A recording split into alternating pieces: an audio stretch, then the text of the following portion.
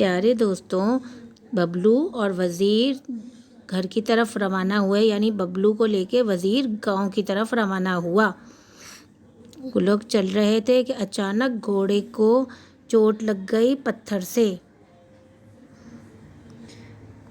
اور گھوڑا ایک دم رک گیا۔ ارے بھائی، اب تو ہمیں یہاں رکنا ہی پڑے گا اس جنگل میں، کیونکہ اس کے تو چوٹ لگ گئی ہے گھوڑے کو۔ چلو ٹھیک ہے، اب ہم یہیں رک جاتے ہیں جب تک یہ گھوڑا ٹھیک ہو جائے۔ آپ اس کی پٹی کر دیجئے۔ ہاں، میں پٹی کرتا ہوں۔ گھوڑے کی پٹی کرنے لگا۔ اچھا ہوا آپ نے آگ جلا لی، یہاں پہ بہت جنگلی جانور ڈرا رہے تھے، اتنی آوازیں نکال لیتے۔ اب جب سے یہ آگ جلی ہے آوازیں نہیں نکال رہے ہیں جانور۔ ویسے کب تک دوبارہ سفر شروع کر سکیں گے؟ بس بھائی، رات تک تو رکنا پڑے گا، صبح میں ہی ہم سفر کرنے کے قابل ہوں گے، جب تک یہ گھوڑا بھی ٹھیک ہو جائے گا ہمارا۔ چلو ٹھیک ہے، چلو اب سو جاتے ہیں تاکہ صبح اٹھیں اور صبح ہی صبح اپنا سفر شروع کر سکیں۔ ہاں چلو ٹھیک ہے، سوتے ہیں۔ یہ کہہ کر وزیر لیٹ گیا اور ببلو کو نیند نہیں آ رہی تھی، اس نے سوچا جنگل کی سیر کر لی جائے، اور اس نے وہ اٹھ کھڑا ہوا اور جنگل کی طرف چل پڑا۔ ببلو جنگل میں چلتا رہا، اچانک اس کی نظر ایک گھر پر پڑی اور وہ گھر دیکھ کر رک گیا۔ اس گھر میں سے روشنی بھی آ رہی تھی۔ ببلو نے سوچا چل کر دیکھنا چاہیے، اندر سے روشنی بھی آ رہی ہے، اس کا مطلب ہے کوئی گھر میں رہتا ہے، اور وہ گھر کی طرف چل دیا۔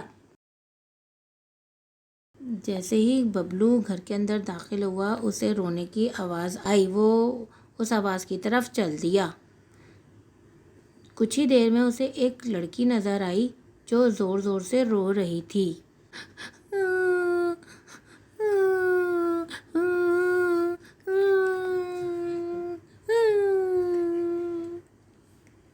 ببلو نے پوچھا تم کیوں رو رہی ہو؟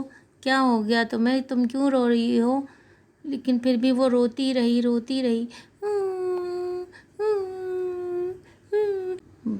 ببلو نے کہا ارے رونا بند کرو پگلی، اگر تم روتی رہیں تو مجھے کیسے پتہ چلے گا کہ تمہارے رونے کی کیا وجہ ہے؟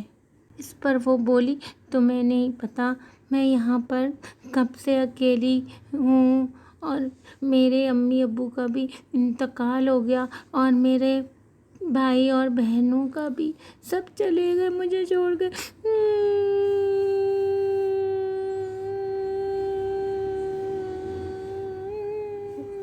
ببلو کہنے لگا لیکن یہ سب کچھ کیسے ہوا؟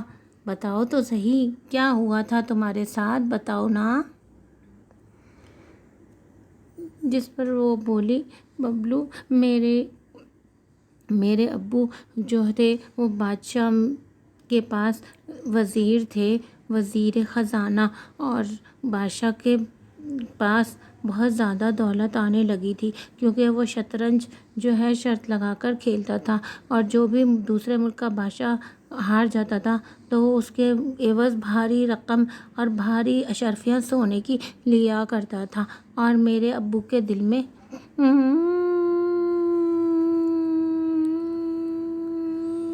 ہاں بولو پھر کیا ہوا تمہارے ابو کے دل میں؟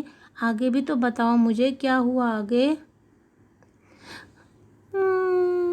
ہاں تو میرے ابو کے دل میں لالچ آ گئی، اور میری امی روز روز ان سے جھگڑا کرتی تھیں وہ، اور وہ کہتی تھیں کہ تم کچھ بھی لے کے گھر نہیں آتے ہو، اور بادشاہ کے محل میں تو اتنے قیمتی کپڑے پہنے ہوتی ہیں، مجھے بالکل ملکہ والے کپڑے چاہیے، اور مجھے بہت اچھے زیور بھی چاہیے۔ لیکن میرے ابو بہت اچھا کماتے تھے، لیکن میری ماں کی فرمائشیں دن بدن بڑھتی ہی چلی جا رہی تھیں۔ پھر میں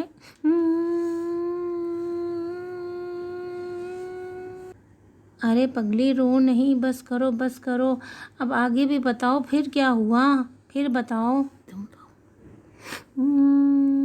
ہاں تو میرے ابو کو لالچ آ گیا، اور ابو نے خزانے میں سے ایک ہار چوری کر کے میری امی کو لا دیا، اور میری امی نے کیا کیا، کہ وہ ہار پہن کے ایک دعوت میں چلی گئیں، وہ بھی بہت امیر گھرانے میں۔ اور وہاں پر ایک اور شاہی نوکر آیا ہوا تھا۔ جیسے اس نے ہار دیکھا تو وہ پہچان گیا کہ یہ تو بادشاہ سلامت کو دوسرے ملک کے بادشاہ نے انعام کے طور پہ دیا تھا۔ اس نے جا کے بادشاہ سلامت کو سب کچھ بتا دیا، اور اس کے بعد بادشاہ نے میری تمام فیملی کو گرفتار کر کے لے گئی، اور اس وقت میں بہت چھوٹی تھی۔ میں پلنگ کے نیچے چھپ کے سب کچھ دیکھتی رہی۔ میں سمجھی کہ صرف بادشاہ سزا دے کے چھوڑ دے گا، لیکن کچھ دنوں بعد میری ماں باپ کی مرنے کی خبر آ گئی۔ اس نے سب کو جو ہے نا تلوار سے جو ہے نا قتل کر دیا۔ بہت افسوس ہوا مجھے یہ سب باتیں سن کر۔ چلو اب تو جو ہونا تھا وہ ہو گیا۔ میں تو یہاں روشنی دیکھ کر آ گیا تھا۔ چلو تم میرے ساتھ چلو، میں اپنے گاؤں جا رہا ہوں، تمہیں بھی وہیں لے چلوں گا۔ وہاں کی عورتوں کے ساتھ مل جل کے رہو گی تو تمہارا من بہل جائے گا۔ تم کتنے اچھے ہو، بہت اچھے ہو، شکریہ، بہت بہت شکریہ۔ کیا میں تمہارے ساتھ چل سکتی ہوں؟ ہاں، تم میرے ساتھ چل سکتی ہو، اور مجھے ببلو بھائی کہہ کر بلا بھی سکتی ہو۔ چلو اب تو پھر چلتے ہیں۔ اس طرح ببلو اور وہ لڑکی ساتھ ساتھ چل دیے۔ پیارے دوستوں، ببلو اور وہ لڑکی ساتھ ساتھ جنگل میں چلنے لگے اور راستہ ڈھونڈنے لگے۔ ابھی چلتے چلتے کچھ دیر ہی ہوئی تھی کہ اچانک ببلو کو کچھ عجیب سا محسوس ہوا۔ آسمان پہ بجلی کڑکی اور پھر ایک دم اندھیرا سا ہو گیا۔ پیچھے مڑ کے دیکھا تو پیچھے چڑیل کھڑی تھی۔ اس کو دیکھ کے ببلو چلایا، تم کون ہو؟ تم کون ہو؟ مجھے نہیں پہچانا؟ میں وہی لڑکی ہوں جس کو تم جادوئی گھر سے نکال کر لائے ہو۔ میں ہی ہوں وہ لڑکی، اب میں تمہارا خون پیوں گی۔ میں برسوں سے انتظار میں تھی کہ کوئی آئے شکار میرے ہاتھوں اور میں اس کا خون پیوں۔ اب میں تمہیں نہیں چھوڑوں گی۔ یہ کہہ کر پیارے دوستوں چڑیل ببلو کا پیچھا کرنے لگی، اور ببلو بے طرح بھاگنے لگا اور مدد کے لیے چلانے لگا، بچاؤ بچاؤ کوئی ہے، مجھے بچاؤ کوئی ہے۔ اور چڑیل اس کے پیچھے چلنے لگی، نہیں چھوڑوں گی، میں تجھے نہیں چھوڑوں گی۔ پیارے دوستوں جنگل میں صبح ہو چکی تھی اور ببلو چلا رہا تھا، بچاؤ بچاؤ کوئی ہے، مجھے بچاؤ مجھے کوئی ہے۔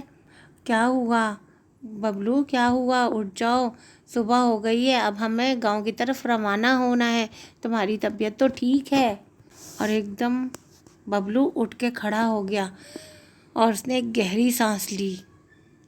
شکر ہے خدا کا کہ میں بالکل ٹھیک ہوں اور یہ سب کچھ خواب ہی تھا، میں تو ڈر گیا تھا۔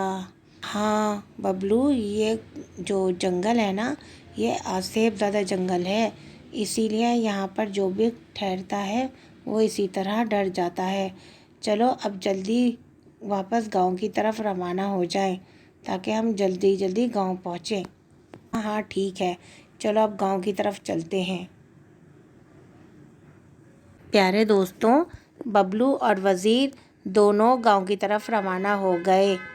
آپ کو یہ کہانی پسند آئی ہو ہماری تو ہمارے چینل کو سبسکرائب کریں اور بیل نوٹیفیکیشن دبانا نہ بھولیں، اور جنہوں نے پرانی قسطیں نہیں دیکھی ہیں وہ ہمارے ڈسکرپشن باکس میں جا کر ہماری پوری قسطیں دیکھ لیں۔ دیکھنے کا شکریہ۔